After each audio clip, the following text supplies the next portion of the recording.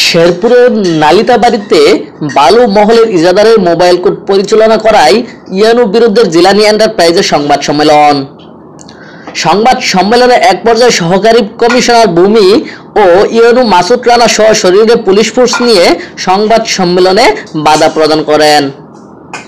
আজ সোমবার দুপুরে শহরের উত্তর গড়কান্দা এলাকায় জিলানি এন্টারপ্রাইজের স্বত্বাধিকারী আব্দুল কাদির জিলানি নালিতাবাড়ি উপজেলা নির্বাহী কর্মকর্তা মাসুদ রানার বিরুদ্ধে বিভিন্ন অনিয়মের অভিযোগ এনে সংবাদ সম্মেলনের জন্য উপজেলার এবং জেলার প্রিন্ট ইলেকট্রনিক মিডিয়ার সাংবাদিকদের তার নিজ বাসভবনে বলে ডাকেন।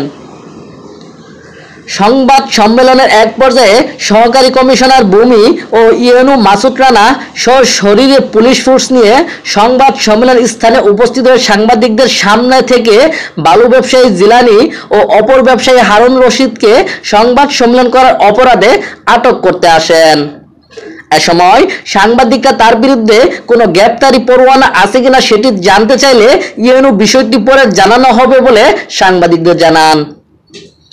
সংবাদ সম্মেলনে ইজারাদার তার লিখিত বক্তব্যে জানান, নির্বাহী কর্মকর্তা মাসুদ রানা নিজে লাভবান হওয়ার জন্য নিয়ম বহির্ভূতভাবে মোবাইল কোড করে বালু উত্তোলনে বাধা সৃষ্টি করেন। এছাড়া নিলামে আটককৃত বালু অনিয়মের মাধ্যমে 6 কোটি টাকার বালু মাত্র 94 লাখ টাকা বিক্রি করে সরকারের রাজস্ব ক্ষতি করে নিজে লাভবান হন।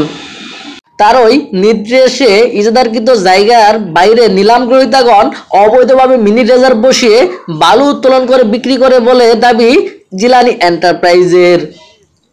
সংবাদ সম্মেলনে বালু ব্যবসায়ী জিলানি ইউএনও কর্তৃক মিথ্যা মামলা ও মোবাইল কোর্টে হয়রানি সহ নানান অভিযোগে তাকে হেনস্থা করার আশঙ্কা প্রকাশ করার পরপরই ইউএনও এসিলেন পুলিশ নিয়ে হাজির হন।